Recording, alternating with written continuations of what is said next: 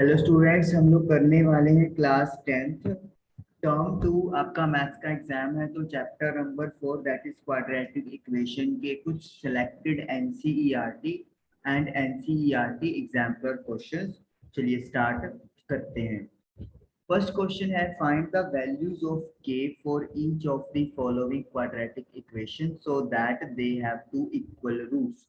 तो पहले आपको इस टाइप के क्वेश्चन मिलेंगे ही कि आपको के की वैल्यू पता करें जिससे कि किसी क्वाड्रेटिक इक्वेशन के रूट्स यानी कि जो वैल्यूज है वो इक्वल आए। जब भी ये चीज आती है तो आपको पता है कि जो डिस्क्रिमिनेंट की वैल्यू है वो जीरो हमें लिखनी होती है। अगर डिस्क्रिमिनेंट जीरो है तो उसका मतलब क्या है कि रूट्स जो है वो इक्वल होंगे। तो अब स्मॉल ए स्मॉल बी और स्मॉल सी को डिफाइन करेंगे, लेकिन क्योंकि ये प्रॉपर क्वाड्रेटिक अभी नहीं बन रही है तो पहले हमें इसे प्रॉपर क्वाड्रेटिक बनाना है। K x square -2kx plus 6 is equal to 0।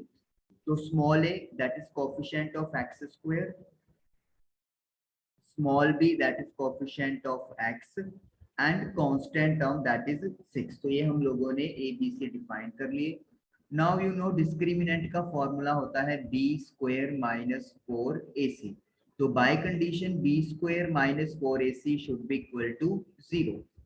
b यानी कि माइनस का 2k, तो -2k का होल स्क्वायर -4 इंटू ए की वैल्यू k है और c की वैल्यू 6 है।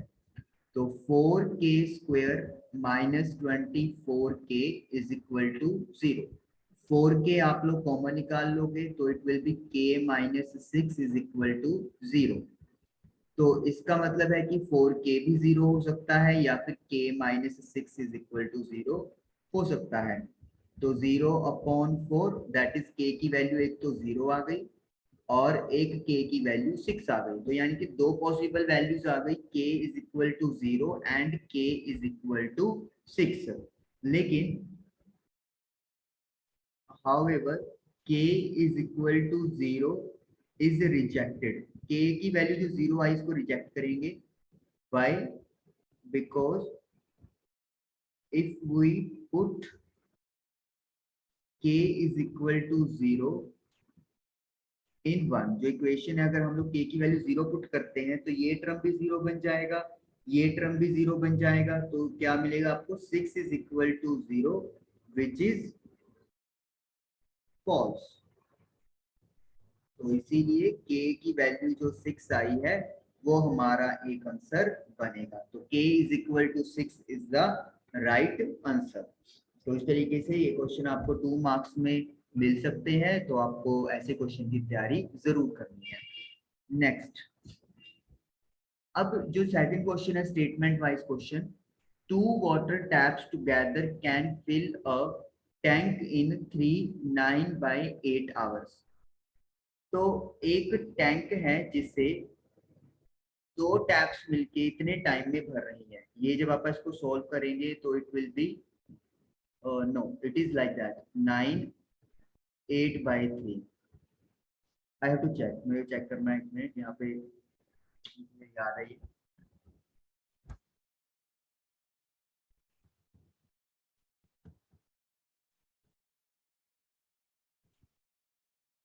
9/3/8।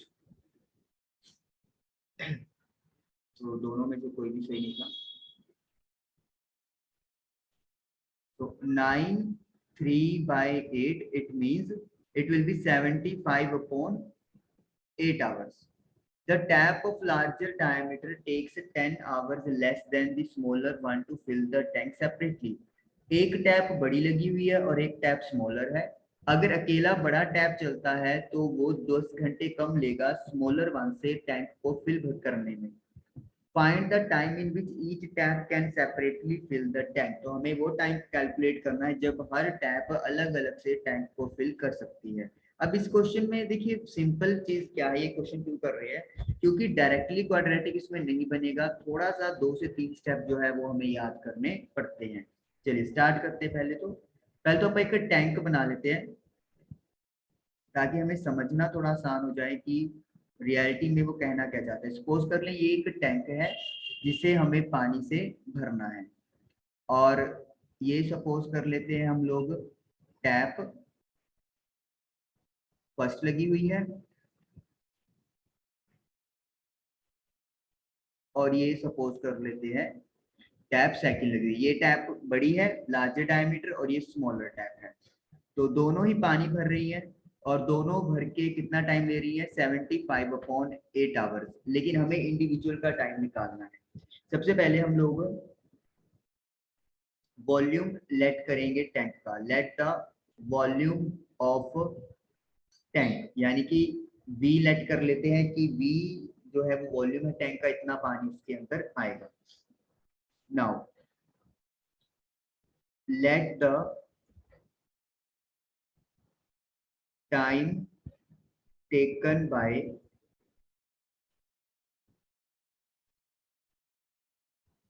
Tap of smaller diameter to fill the tank separately। अलग से स्मॉलर डायमीटर की टैप ने अगर पानी भरना है तो मान लेते हैं उसको कितना टाइम लगेगा, x आवर्स लगेगा। और यही टाइम हमने अब कैलकुलेट लेट करेंगे लार्जर डायमीटर के लिए। तो ये सारी लाइन दोबारा सेम आ जाएगी, लार्जर डायमीटर।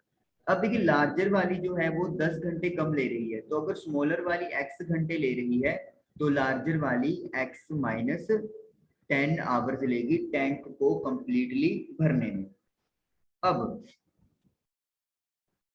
इन 75/8 आवर्स वाटर वाटर नहीं टैंक लिखेंगे, tank filled is equal to V. अगर दोनों टैप्स इकट्ठी चलती हैं तो 75/8 आवर्स में टैंक जो है वो पूरा भर दिया जाता है, यानी कि वी।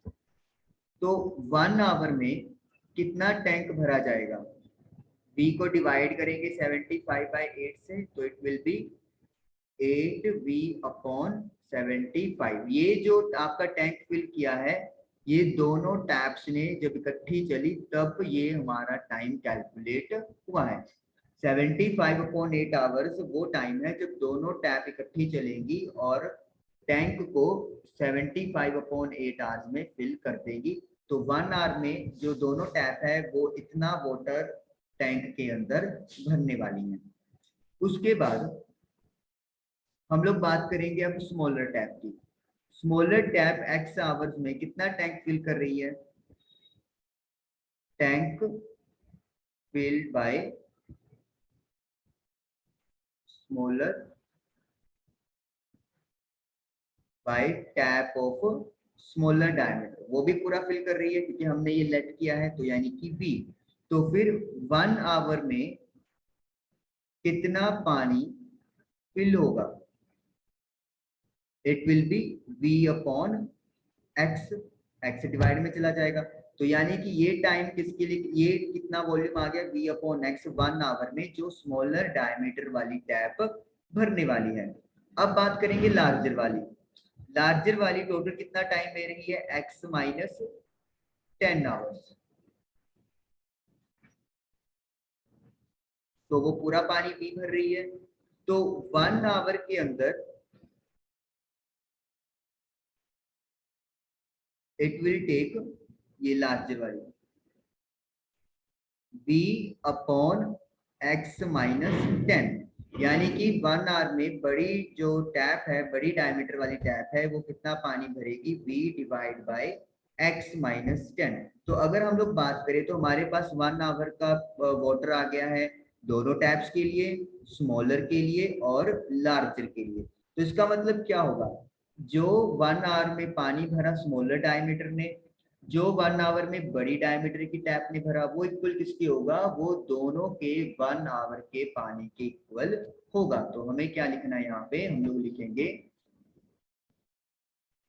अकॉर्डिंग टू क्वेश्चन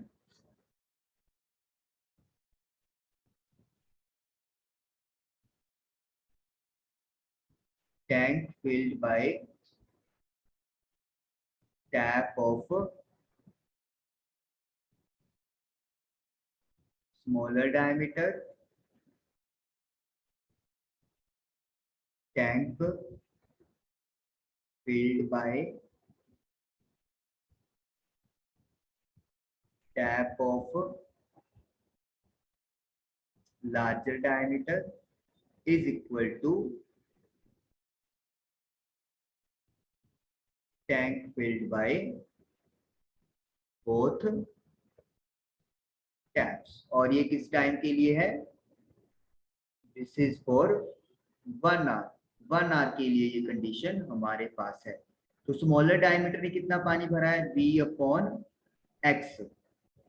बड़ी टैप ने कितना पानी भरा है? V upon x minus 10। और दोनों ने मिलके कितना पानी भरा है? 8V by 75। v कॉमन आकर कट जाएगा तो you will left with 1 upon x plus 1 upon x minus 10 is equal to 8 upon 75। LCM ले लेंगे, क्रॉस मल्टीप्लाई,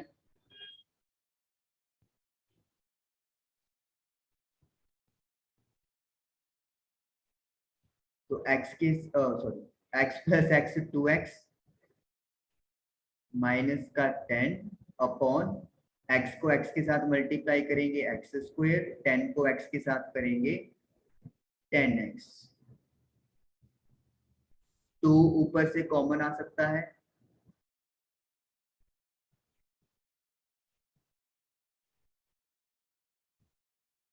इससे कैलकुलेशन थोड़ा इजी हो जाएगा। ये यहाँ से क्रॉस हो जाएगा 4। अब क्रॉस मल्टीप्लाई कर देंगे, 4 into x square 4x square, 10x into 4 40x, 75 into x and 75 into 5 375।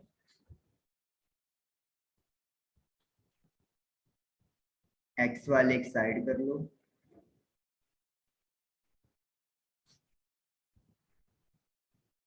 115x plus 375 is equal to 0। तो ये आपके पास प्रॉपर एक क्वाड्रेटिक इक्वेशन बन गया। अब हमें करना क्या है? अब हम लोग इसको डिस्क्रिमिनेंट के मेथड से डन कर सकते हैं। तो सबसे पहले तो स्मॉल a, स्मॉल b और स्मॉल c को डिफाइन कर लिया। डिस्क्रिमिनेंट निकाल लेते हैं, b स्क्वायर माइनस 4ac।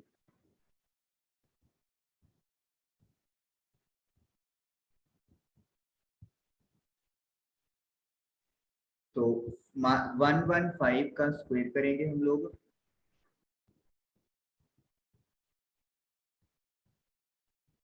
तो 13,225 और इनकी मल्टीप्लाई हो जाएगी 16 इंटू 375 6000। तो वी विल गेट 7225। तो डिस्क्रिमिनेंट की वैल्यू 7225 आ गई। अब हमें पता है x कैलकुलेट करने का तरीका क्या है? Minus b plus minus root D divided by 2a। b की वैल्यू माइनस का 115 है, एक माइनस पहले लगा हुआ है तो it will become positive 115। d की value 7225, 2 into 8, 2 into 4, that it will be equal to 8।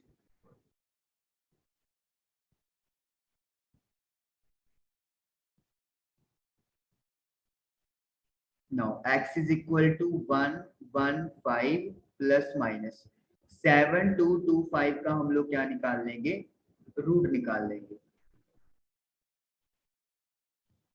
Pairing करेंगे तो इट विल बी 8 8 2 5 16। तो ये आपका आई थिंक 5 पे जाना चाहिए, यस। तो 85 जो है वो रूट आ गया है,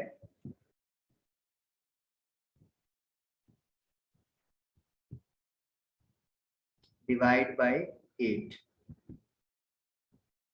तो पहले प्लस कर दो और एक बार माइनस, तो ये आपका सॉल्व करके बनेगा 200/8 और ये वाली वैल्यू आपके पास बनेगी 30/8। तो इसको जब आप कट करेंगे तो इट विल बी 25 और जब इसको आप कट करेंगे तो ये बनेगा आपका 3.75। 30/8। तो अब x की वैल्यू 25 जो है वो आ गया आपके पास स्मॉलर डायमीटर वाली टैप का टाइम। तो यानी कि स्मॉलर डायमीटर वाली जो टैप है वो अकेले 25 आवर्स का टाइम लेगी भरने में, और जो लार्जर वाली है वो 10 आवर्स कम ले रही है, तो इट मींस 15 आवर्स का टाइम लेगी। लेकिन ये वैल्यू जो है 3.75 जो आपके पास वैल्यू आई है, इसे रिजेक्ट कर दिया जाएगा। क्यों? क्योंकि अगर स्मॉलर टैप 3.75 आवर्स टाइम ले भी रही है मान लो, तो लार्जर क्या लेती है, 10 घंटे कम लेती है। तो इस वजह से क्या हो जाएगा, जो बड़ी डायमीटर वाली टैप है उसका जो टाइम है वो नेगेटिव में चला जाएगा, एंड टाइम जो होता है वो कभी भी नेगेटिव नहीं होता। तो इसीलिए ये वैल्यू को रिजेक्ट किया जाएगा। हम लोग क्या लिखेंगे, on putting x is equal to 3.75 time taken by the tap of larger diameter will come out as negative, which is not possible, so this value is rejected। तो इस तरीके से ये आप लोगों का सेकंड क्वेश्चन डन हो गया।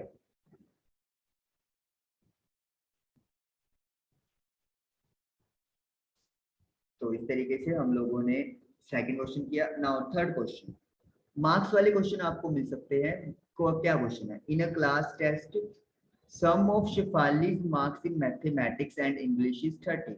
शिफाली के नंबर मैथ और इंग्लिश में काउंट किए गए और दोनों का सम 30 बना है। Had she got 2 marks more in mathematics, अगर उसके मैथ में 2 नंबर ज्यादा आते and 3 marks less in English और 3 नंबर इंग्लिश में कम होते, product of their marks would have been 210। तो उसके जो नंबर्स का जो प्रोडक्ट है वो 210 होता। Find her marks in the 2 subjects, तो दोनों सब्जेक्ट्स में उसके मार्क्स हमें पता करने। Let the marks in mathematics में जो नंबर है उसको अपन x सिलेक्ट कर लेते हैं। अगर दोनों में 30 आ रहे हैं ऐड करके, तो फिर इंग्लिश में ऑटोमेटिकली नंबर कितने चले जाएंगे, 30 माइनस एक्स। एक्स माइनस 30 नहीं करना है, बड़ी वैल्यू 30 है तो 30 में से एक्स माइनस करेंगे। उसके बाद कंडीशन क्या है, अगर उसे मैथ में 2 नंबर ज्यादा मिलते, यानी कि अगर मैथ में x मिल रहे हैं अभी, तो 2 ज्यादा मतलब x+2 होते, and 3 marks less in English.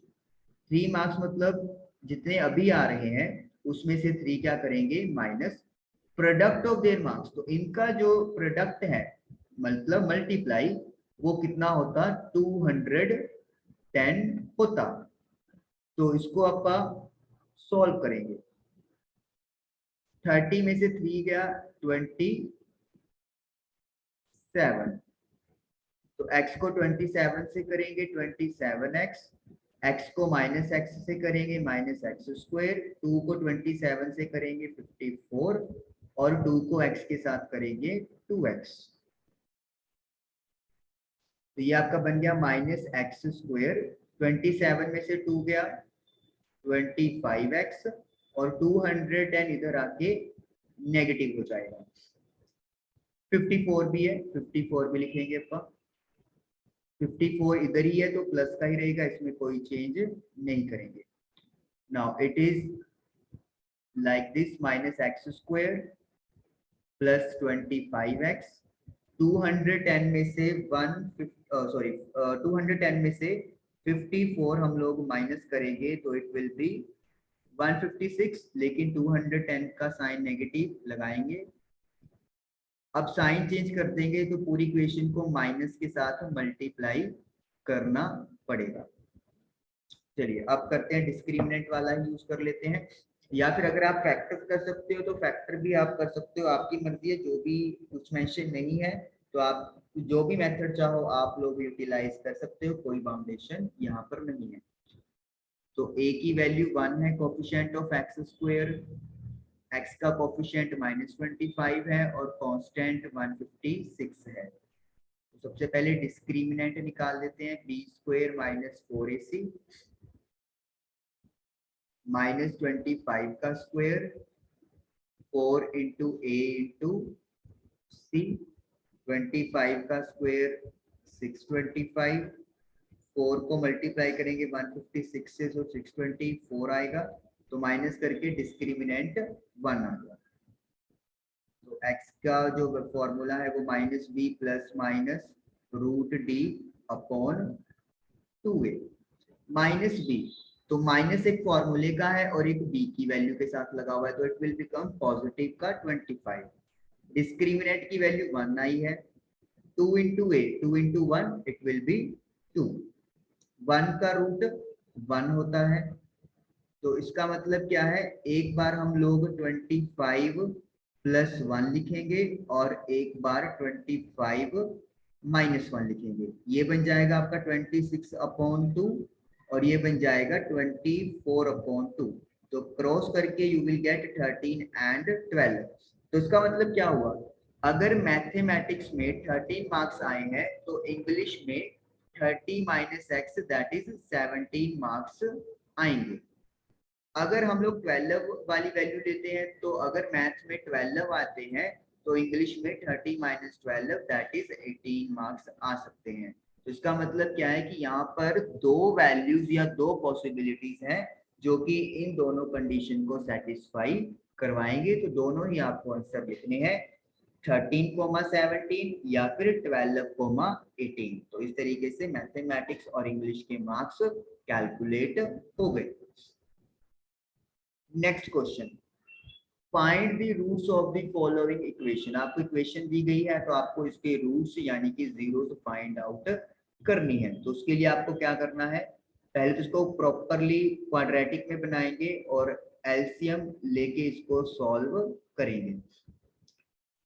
x -7 minus का साइन है तो ब्रैकेट लगा दो, 1 की मल्टीप्लाई x प्लस 4 के साथ। नाउ x -7 ये हो गया माइनस का x, ये हो गया माइनस का 4 अपॉन x को x के साथ किया x स्क्वायर, x को -7 से किया -7x, 4 को x के साथ किया 4x, 4 को -7 के साथ किया 28। x के साथ x कट जाएगा, 7 और 4 11 होते हैं, माइनस का दोनों है तो नेगेटिव साइन लगेगा। X square minus 7x minus का है, 4x प्लस का है, तो सोल्व करके माइनस का 3x 11 अपॉन 30, 11 से 11 कट जाएगा तो क्रॉस मल्टीप्लाई करके x square -3x -28 is equal to minus का 30। 30 जो है वो इधर शिफ्ट करेंगे तो इट विल बिकम प्लस का 30, 30 में से 28 गया प्लस का 2। तो ये क्वाड्रेटिक इक्वेशन बन गई। डिस्क्रिमिनेंट वाला फॉर्मूला भी यूज कर सकते हो, लेकिन यहाँ पे नंबर छोटे हैं तो इजीली जो है वो स्प्लिटिंग भी दिख रही है, तो इसीलिए स्प्लिटिंग भी हम लोग यूज कर सकते हैं। तो -3x को -x -2x में तोड़ देंगे, माइनस का 2 कॉमन ले लेंगे तो x -1 बचेगा। तो ये x -1 कॉमन तो x -2। अब दोनों फैक्टर्स को 0 के इक्वल पुट कर लेंगे, तो एक x की वैल्यू आ गई है 1 और एक x की वैल्यू आ गई है 2। इस तरीके से हमारे रूट्स इक्वेशन के फाइंड आउट हो गए। तो एग्जाम में आपको a b c like that ऐसे दे देंगे तो मेथड सेम रहेगा, कुछ भी चेंज नहीं होगा। Question number 5, again important question. Motor boat है whose speed is 18 kilometre per hour in still water. रुके हुए पानी में मोटर बोट की स्पीड 18 किलोमीटर पर आवर है। Takes 1 hour more to go 24 kilometre upstream then to return downstream to the same spot. Upstream होता है लहर से अपोजिट, अगर आप जाते हो तो उसको अपस्ट्रीम बोलते हैं, और अगर लहर के अलोंग आ रहे हैं तो उसको अपर डाउनस्ट्रीम बोलते हैं। तो 24 किलोमीटर का डिस्टेंस है, तो उसमें 1 घंटा ज्यादा लगता है अपस्ट्रीम जाते हुए एज कंपैरेटिवली डाउनस्ट्रीम, और सेम ही स्पॉट पे जगह पर वापस आना है। Find the speed of the stream, तो लहर की स्पीड आपने पता करनी है। चलिए, तो दो लाइन तो फिक्स ही रहती है ऐसे क्वेश्चनों में, what are those two lines? Let the speed, okay no not let, यहाँ पे तो दिया हुआ है हमें speed of motor boat in still water. रुके हुए पानी में मोटर बोट की जो स्पीड है that is 18 kilometre per hour. Late the speed of the stream, जो लहर चल रही है उसकी जो स्पीड है उसे हम लोग x kilometre per hour let कर लेते हैं। या सपोज करें ये लहरें हैं,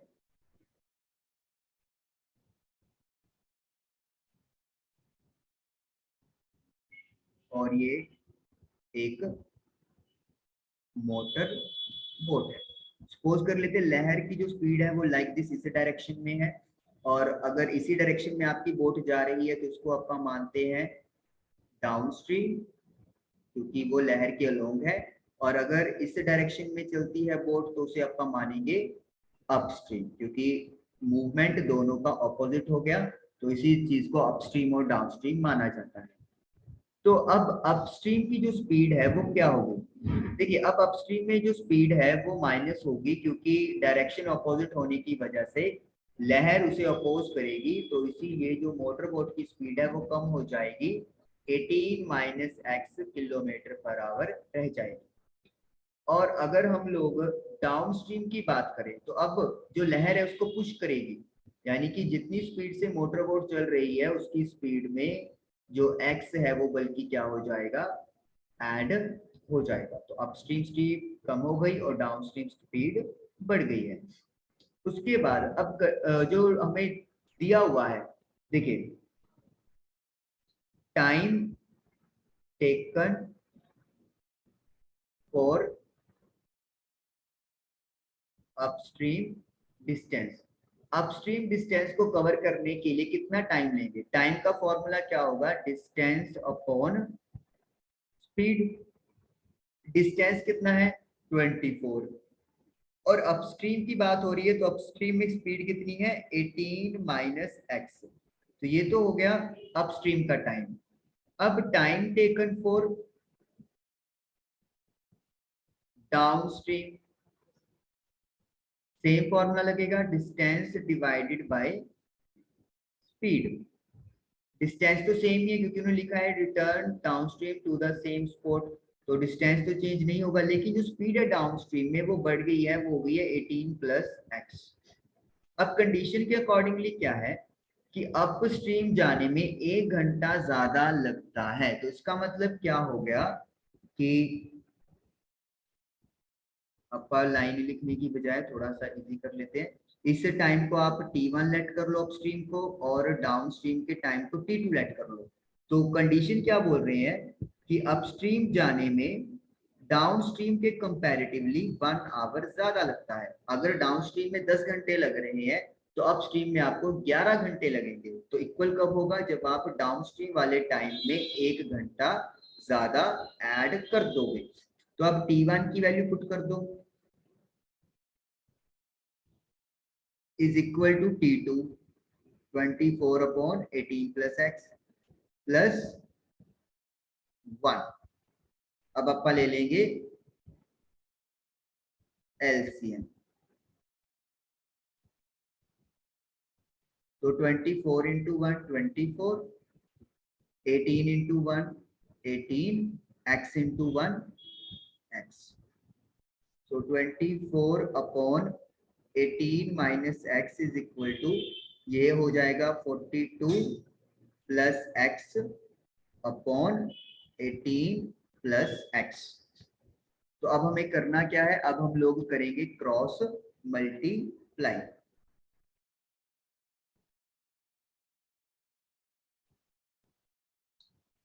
ट्वेंटी फोर, तो 24 को पहले 18 से करेंगे, 432। 24 को x के साथ किया 24x, 18 को 42 से किया 756, 18 को x के साथ करेंगे 18x, माइनस एक्स को 42 से करेंगे माइनस का 42x, और माइनस एक्स को x के साथ करेंगे माइनस का एक्स स्क्वायर।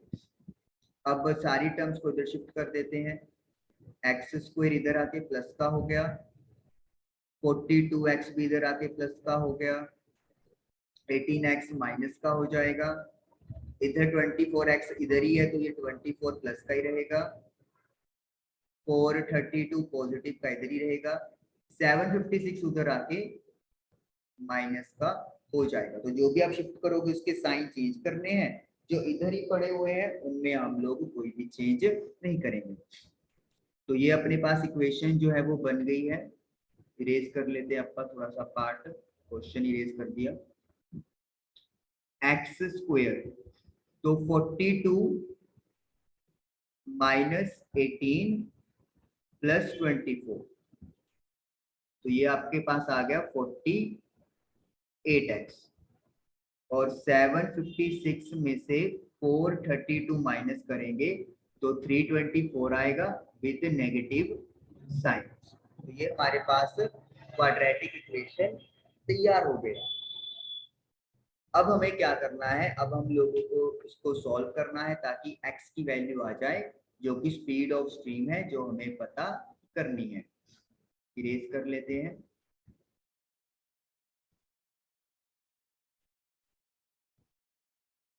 तो हम लोगों के पास यहाँ पे नंबर थोड़े बड़े हैं तो इसलिए हम लोग डिस्क्रिमिनेंट वाला फॉर्मूला ही यूज करेंगे। स्मॉल a की वैल्यू 1 है, स्मॉल b की वैल्यू 48, स्मॉल c की वैल्यू -324 है। डिस्क्रिमिनेंट का फॉर्मूला होता है b स्क्वायर माइनस 4ac। सबसे पहले 48 का स्क्वायर, a की वैल्यू 1 है और c की वैल्यू -324 है।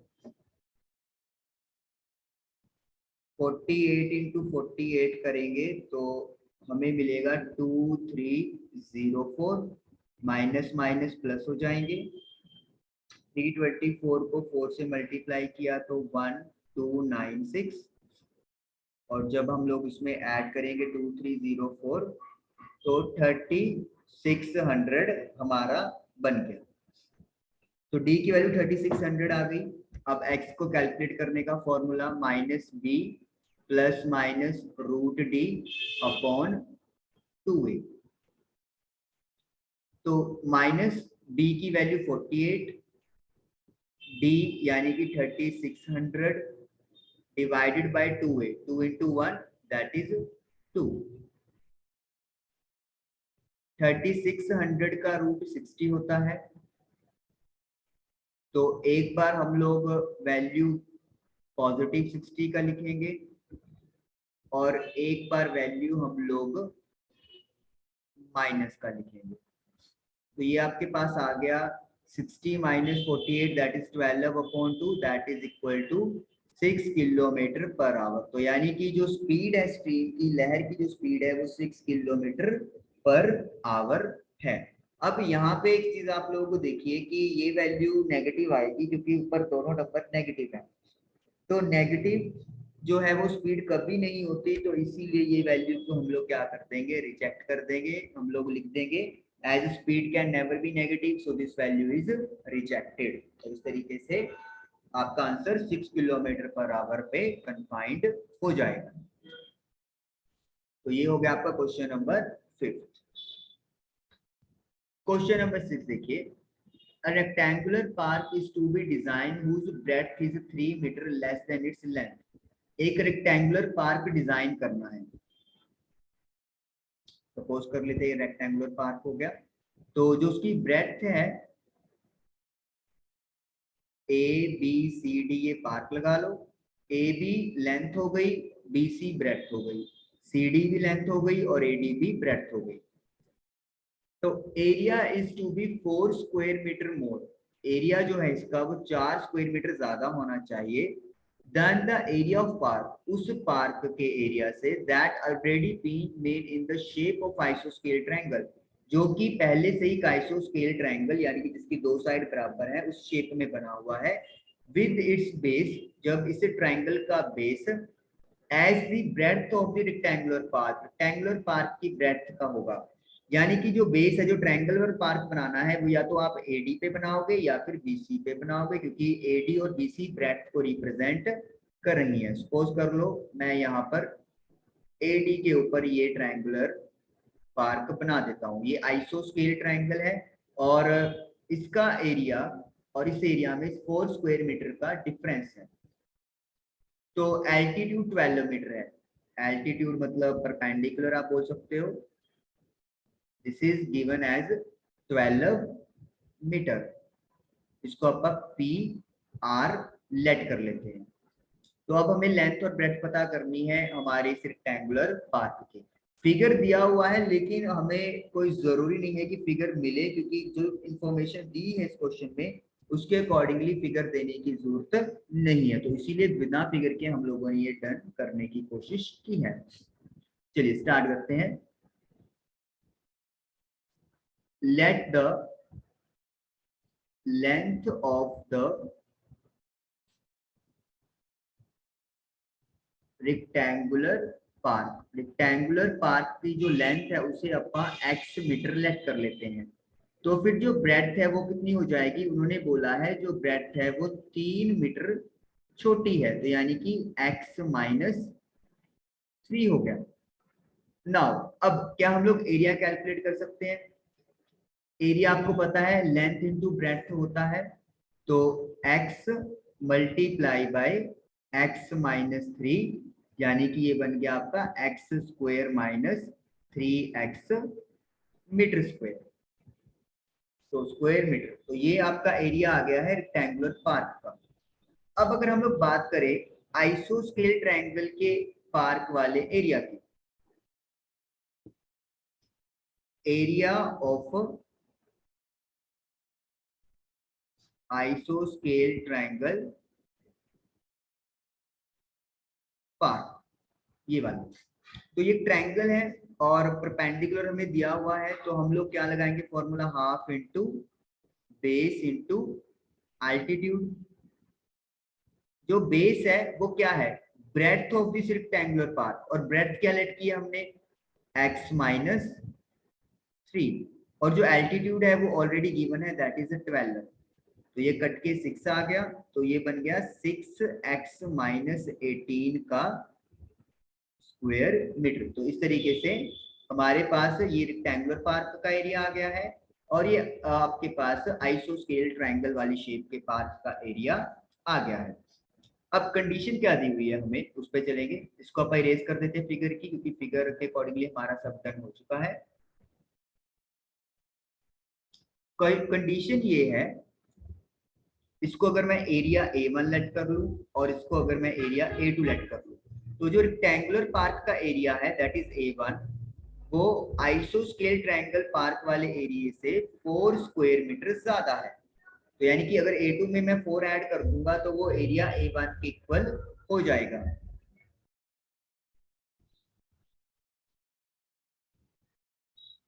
+4, तो एक साइड पे कर लेंगे, 6x इधर आके माइनस का हो जाएगा, ये माइनस का 14 बनेगा इधर, जब इधर शिफ्ट करेंगे तो इट विल बिकम पॉजिटिव का 14।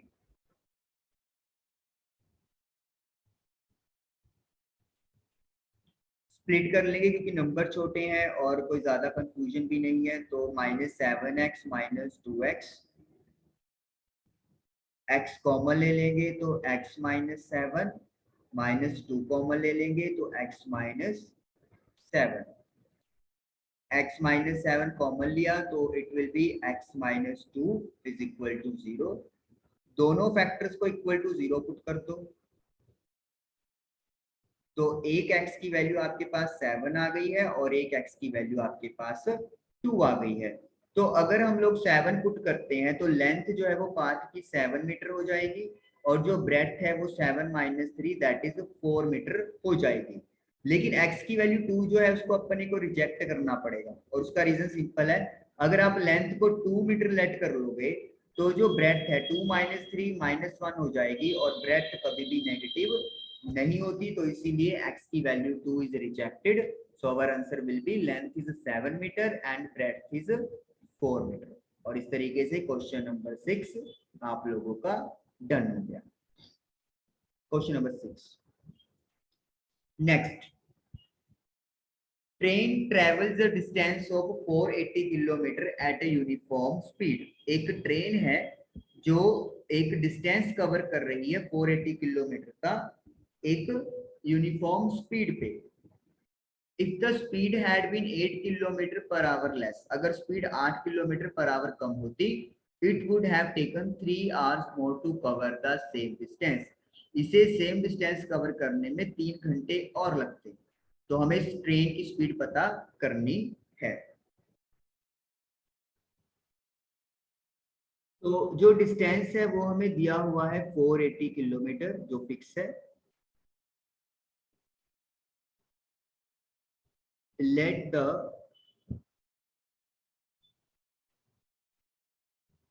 Uniform speed of the train, train की यूनिफॉर्म स्पीड को आप x kilometre per hour let कर लेते हैं। तो टाइम टेकन, तो कितना टाइम लगेगा उसे हम लोग t1 लेट कर लेते हैं। टाइम का formula you know, distance upon speed होता है, तो 480 डिवाइडेड बाय x आवर, तो ये आ गया आपके पास t1। अब उन्होंने बोला है कि अगर स्पीड 8 किलोमीटर पर आवर कम होती तो जो नई स्पीड है वो फिर क्या हो जाएगी, x minus 8 kilometre per our, क्योंकि 8 किलोमीटर पर आवर कम करना है हम लोगों ने। तो अब जो टाइम होगा उसे अपन t2 लिख लेंगे, डिस्टेंस अपॉन स्पीड। हमने डिस्टेंस तो चेंज नहीं किया, डिस्टेंस इज द सेम, लेकिन जो स्पीड है वो x minus 8 kilometre per our हो गई, तो ये t2 हो गया। अब कंडीशन के अकॉर्डिंगली क्या है कि अगर स्पीड कम कर देंगे तो 3 घंटे ज्यादा लगेंगे, तो यानी कि t1 is equal to t2। अब देखिए ये जो टाइम है अगर स्पीड कम कर देंगे तो टाइम ज्यादा लगेगा, तो ऑटोमेटिकली है कि हमें 3 क्या करना पड़ेगा, माइनस करना पड़ेगा, तभी वो t1 के इक्वल होगा, क्योंकि t1 में जो स्पीड है वो ज्यादा है तो टाइम वो कम लेगा, t2 वाली क्वांटिटी बड़ी होगी। तो अगर दोनों क्वांटिटी को बड़ा बराबर करना है तो बड़ी में से हमें जो क्वांटिटी दी हुई है जैसे 3r दिया हुआ है वो माइनस करना पड़ेगा। अब t1 और t2 की वैल्यूज पुट कर दो,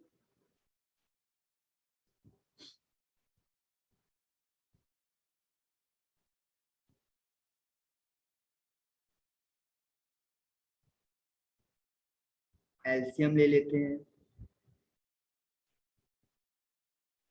-3 into x minus 3x minus 8 into -3 it will be plus 24। अब cross multiply, 480 into x 480x, 480 को 8 से मल्टीप्लाई करेंगे तो 3840 विद नेगेटिव साइन। x को करेंगे 480x, x को 3x से करेंगे 3x स्क्वायर, 24 को x के साथ करेंगे 24x। 480 वाली टर्म खत्म हो जाएगी, 3x स्क्वायर इधर आके प्लस का हो गया, 24x इधर आके माइनस का, और जो कांस्टेंट टर्म है 3840 वो एज इट इज रह जाएगी। जब आप 3 कॉमन निकालेंगे 1280, तो ये आपका बन जाएगा x square minus 8x minus 1280 is equal to 0। तो ये हमारे पास क्वाड्रेटिक बन गया। अब हम इसको वही चीज करेंगे क्वाड्रेटिक फॉर्मूले से। a की वैल्यू 1, b की वैल्यू -8 और c की वैल्यू -21280। तो सबसे पहले अपन निकाल लेंगे discriminant.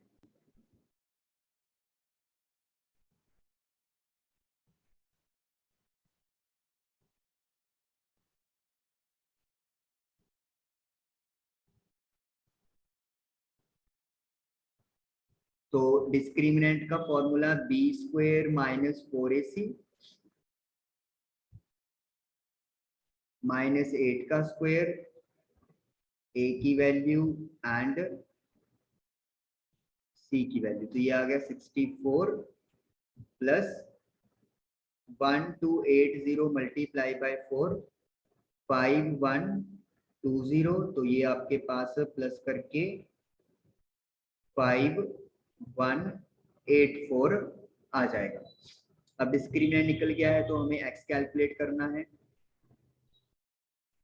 Minus b plus minus root D divided by 2a। तो b की वैल्यू नेगेटिव है तो एक नेगेटिव ये है तो प्लस हो जाएगा। d 5184 2 into A 2 into 1 that is 2। अब 5184 का रूट निकालेंगे।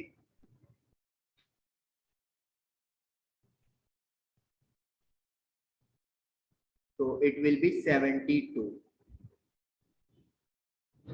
तो एक बार वैल्यू प्लस की कर देंगे बीच में और एक बार वैल्यू माइनस की कर देंगे। तो ये आ जाएगा आपका 80/2। तो 80/2 मीन्स 40। तो यानी कि जो ट्रेन की नॉर्मल स्पीड है, यूनिफॉर्म स्पीड है, वो 40 किलोमीटर पर आवर आपका आंसर आ गई। ये वैल्यू रिजेक्ट हो जाएगी क्योंकि आंसर हमें क्लियर दिख रहा है कि नेगेटिव में आ रहा है, तो कभी भी स्पीड नेगेटिव नहीं होती, तो इसीलिए ये रिजेक्ट हो जाएगा और आपका ये वाला आंसर बन जाएगा। तो क्वेश्चन नंबर 7 डन हुआ। क्वेश्चन नंबर 8 है find the roots of this equation by factorisation of corresponding polynomial. अब इन्होंने मेंशन कर दिया है कि फैक्टराइजेशन लगाना है, तो इसका मतलब है आप लोग को ये दूसरा मेथड यूज नहीं करेंगे। अगर आप दूसरा मेथड यूज करोगे तो सीधा है कि डायरेक्टली आपका क्रॉस कर दिया जाएगा। तो हमें -√2 या फिर x वाली टर्म को ऐसे स्प्लिट करना है कि प्लस माइनस करके ये बन जाए और मल्टीप्लाई करके 6 इंटू -2 दैट इज -12 मिले। अब देखिए अगर बीच में हमें प्लस माइनस करके माइनस का √2 चाहिए तो इसका मतलब जो नंबर 2 हम लोग लेने वाले हैं उनमें √2 तो आएगा ही आएगा। अब इन जब दोनों को मल्टीप्लाई करेंगे तो वी विल गेट 2, लेकिन हमें चाहिए 12। तो इसका मतलब है हमें 6 की कमी है। तो इसका मतलब क्या है, इनके आगे जो कोफिशिएंट लगेंगे उन वो ऐसे कोफिशिएंट होने चाहिए जिनको मल्टीप्लाई करके 6 बने। अब वो दो पॉसिबिलिटीज हैं, या तो 6√1 हो सकता है या फिर एक 3√2 हो जाए और एक 2√2 हो जाए, क्योंकि 3 इंटू 2 6 और √2 को √2 से किया 12 हो गया। तो हम लोग अगर इन दोनों को देखते हैं तो इनको प्लस माइनस करके हमारे पास माइनस का √2 नहीं बन रहा, तो यानी कि ये तो पेयर पॉसिबल नहीं है। लेकिन जब हम लोग इनको देखते हैं तो माइनस करेंगे तो बिल्कुल √2 आ जाएगा। 3 में से 2 गए 1 बचता है तो 1√2 आ जाएगा। लेकिन क्योंकि मुझे नेगेटिव चाहिए तो इसीलिए 3 का जो √2 है वो नेगेटिव और 2√2 जो है वो पॉजिटिव बनेगा। तो ये अपनी स्प्लिटिंग डन हो गई। तो हम लोग क्या लिखेंगे, -3√2x प्लस 2√2x माइनस का 2। अब कॉमन निकाल लो। तो यहाँ से जो कॉमन है वो आपका 3 निकल जाएगा, 3x। तो ये बनेगा आपका 2x माइनस √2। यहाँ से आप लोग 2 कॉमन निकाल दोगे तो √2x माइनस 1। लेकिन अभी भी हम लोग देख रहे हैं कि यहाँ पे ये वाले नंबर तो सेम नहीं आए। उसकी वजह क्या है, यहाँ से फर्दर √2 क्या आ जाएगा, कॉमन आ जाएगा। सो 3√2x, जब यहाँ से √2 बाहर निकला तो इधर क्या बचेगा, √2x का एज इट इज, और √2 बाहर है तो 1 बच जाएगा। तो अब आप देख सकते हो कि आपके पास कॉमन जो टर्म है वो बिल्कुल सेम आ गई। तो √2x - 1 कॉमन टर्म को लिखा, फिर आपके पास आ गया 3√2x प्लस का 2 इक्वल टू 0।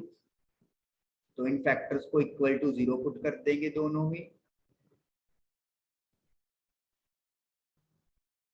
तो ये आ गया √2x इक्वल टू 1, तो x की वैल्यू आ गई 1/√2, और इधर से जब अपन सॉल्व करेंगे तो माइनस का 2, तो x की वैल्यू आ गई -2/√2 मल्टीप्लाई बाय 3√2। रेशनलाइज करना है कर सकते हो, तो उसके साथ आपका आंसर कैलकुलेट हो जाएगा। तो इस तरीके से आप लोगों का क्वेश्चन नंबर 8 डन हुआ। Question number 9, find a natural number. एक नेचुरल नंबर फाइंड करें whose स्क्वायर, जिसका स्क्वायर डिमिनिश्ड बाय 84, अगर उसके स्क्वायर में से 84 माइनस कर दिया जाएगा, इक्वल टू, तो वो इक्वल हो जाएगा thrice of, 3 Guna 8 more than the given number. जो नंबर है उसमें अगर 8 जोड़ देंगे उसके 3 गुना के इक्वल हो जाएगा। इजी है। लेट द नेचुरल नंबर को x लेट कर लो। तो अब कंडीशन क्या है, अगर इस नंबर के स्क्वायर में से यानी कि x स्क्वायर में से 84 डिमिनिश यानी कि माइनस करेंगे, तो इक्वल टू थ्राइस यानी कि 3 गुना यानी कि मल्टीप्लाई 8 मोर, 8 ज्यादा, ज्यादा मतलब plus, then the given number, और गिवन नंबर क्या है, x है। तो x square minus 84 is equal to 3 times 8 plus x। 3 into 8 24, 3 into x 3x, 3x इधर आके माइनस का हो गया, 24 इधर आके माइनस का हो गया। तो ये ऐड करके आपका 108 बन गया। आप इसको स्प्लिट कर सकते हो, क्वाड्रेटिक फॉर्मूला भी लगा सकते हो, क्योंकि मुझे यहाँ पे इजी लग रहा है स्प्लिट करना, तो इसीलिए मैंने यहाँ पर स्प्लिट कर लिया। 12 और 9 को प्लस माइनस करेंगे तो 3 आ जाएगा माइनस का, और मल्टीप्लाई करेंगे तो -108 बन जाएगा।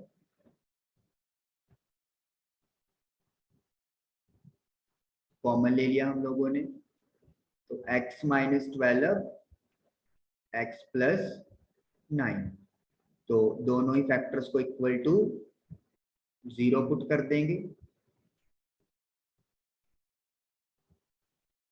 तो एक x की वैल्यू आपके पास आ गई है 12, और एक x की वैल्यू आ गई है -9, लेकिन माइनस की वैल्यू को रिजेक्ट कर देंगे, क्योंकि हमें दिया हुआ है कि नेचुरल नंबर है और -9 is not a natural number, तो इसीलिए ये वैल्यू रिजेक्ट हो जाएगी। तो हमारा आंसर क्या आएगा, 12 आ जाएगा। तो 12 वो नेचुरल नंबर है जो इस कंडीशन को सेटिस्फाई कर रहा है। So last question, 10th question. In the center of a rectangular lawn of dimension 50 by 40 meter, एक आपके पास rectangular lawn है जिसकी लेंथ है 50 मीटर और ब्रेड्थ है 40 metre. Let it be ABCD। इसके सेंटर में a rectangular pond has to be constructed, एक पॉन्ड बनाया गया है। सेंटर है तो उसका मतलब ये हो गया है कि सभी तरफ से जो ये डिस्टेंस छोड़ा गया है वो इक्वल काउंट होगा। So that area of the grass surrounded the pond, तो ये जो एरिया बच गया जो साइड में, ये जो एरिया है दिस इज फॉर ग्रास, ये सारा एरिया, ये पॉन्ड है आपका, this is pond. Suppose PQRS, तो PQRS को छोड़ के बाकी चारों तरफ क्या लगाना है, ग्रास लगाना है। तो उसका जो एरिया है वो 1184 मीटर स्क्वायर होगा। तो यानी कि ए बी सी डी के एरिया में से अगर पी के आर एस का एरिया माइनस करेंगे तो 1184 हमारे पास बनेगा। तो लेंथ और ब्रेड्थ पॉन्ड की हमें पता करनी है। तो हमने जैसे बात की कि जो एरिया है, जो डिस्टेंस होगा सभी बाउंड्रीज का वो सेम रहने वाला है। तो लेट अस से it is x.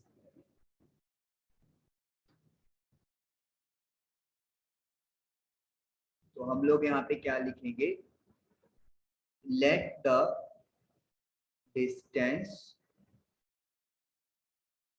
by which boundaries of pond are away from lawn। तो लॉन से जो डिस्टेंस है बाउंड्रीज का वो क्या है, x मीटर है। तो फिर जो लेंथ है पॉन्ड की वो क्या हो जाएगी, देखिए गार्डन की 50 है तो x इधर से माइनस हो गया, x इधर से माइनस हो गया, तो यानी कि 50 माइनस 2x, x और x। जो ब्रेड्थ है पॉन्ड की वो क्या हो जाएगी, टोटल ब्रेड्थ 40 है तो 40 में से 2x माइनस कर देंगे, x इधर से और x इधर से। तो जो एरिया ऑफ पॉन्ड है जिसको अपन A2 लिख लेते हैं वो क्या हो जाएगा, लेंथ इंटू ब्रेड्थ, यानी कि 50 माइनस 2x की मल्टीप्लाई 40 माइनस 2x के साथ करेंगे। 50 into 40 2000, 50 into 200 it will B 80 and plus का 4x स्क्वायर, तो यानी कि 4x स्क्वायर माइनस का 180x प्लस का 2000। तो ये एरिया जो है वो आ गया है स्क्वायर मीटर पॉन्ड का एरिया, जिसको अपन ने A2 लिखा। अब अपन लिखेंगे एरिया ऑफ लॉन, A1 उसको लेट कर लेते हैं, L इंटू बी, तो 50 multiply by 40 that is equal to 2000 square metre. तो अब आपको ये क्लियर तो हो ही गया है, डायग्राम इसको इरेज कर लेते हैं अपन।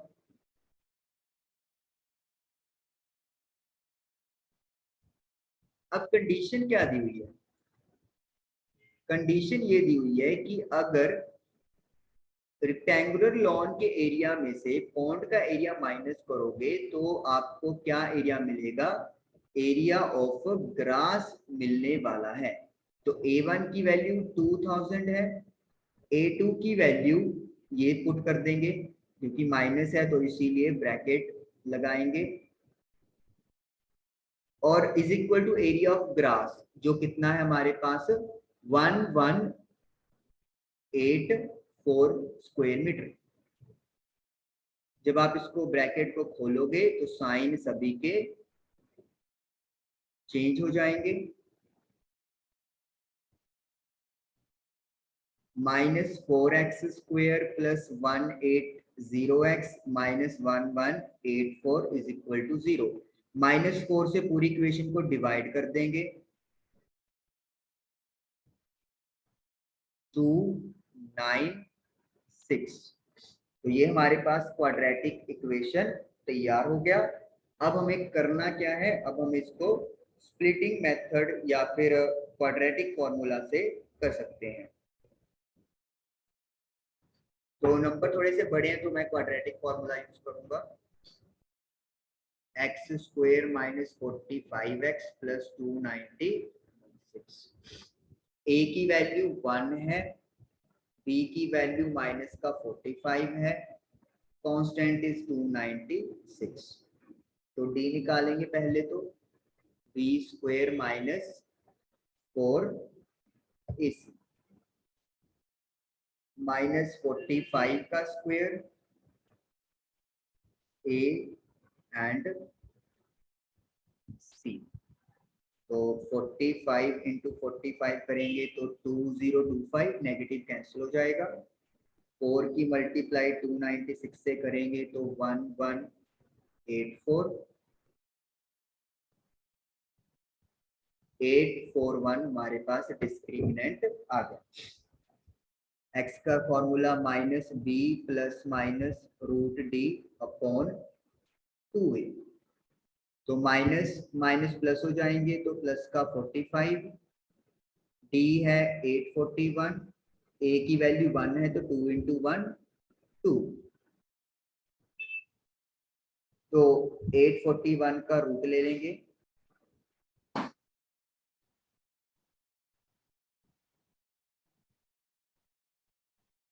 फोर आई थिंक 49 इंटू 9 होना चाहिए, तो ये आपका 29 का स्क्वायर होता है 841, 29 इंटू 29, यस। तो एक बार वैल्यू पॉजिटिव कर देंगे बीच में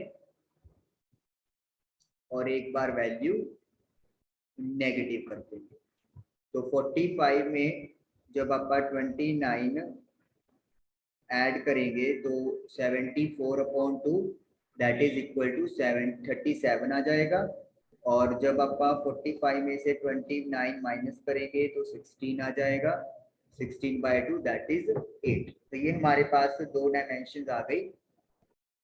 तो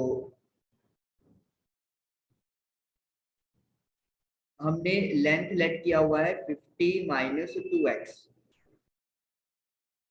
और ब्रेड्थ है 40 minus 2x, L and B।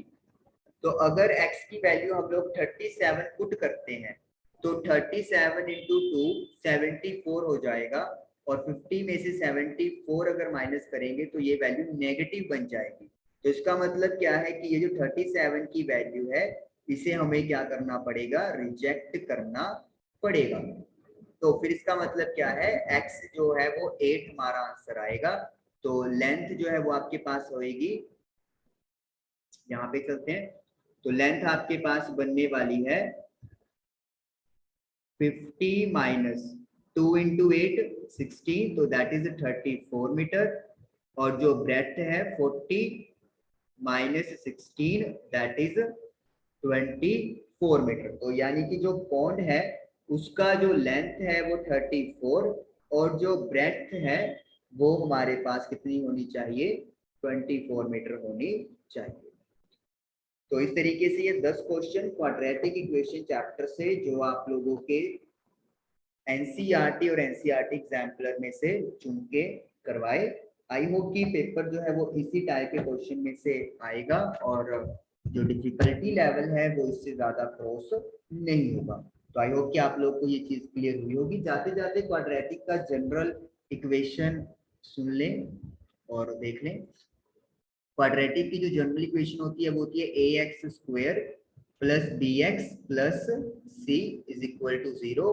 a की वैल्यू कभी भी 0 नहीं हो सकती, b या c 0 हो सकते हैं, लेकिन अगर a 0 हो गया तो फिर वो क्वाड्रेटिक ही नहीं रहेगा। तो ये जनरल इक्वेशन है क्वाड्रेटिक पॉलिनोमियल की।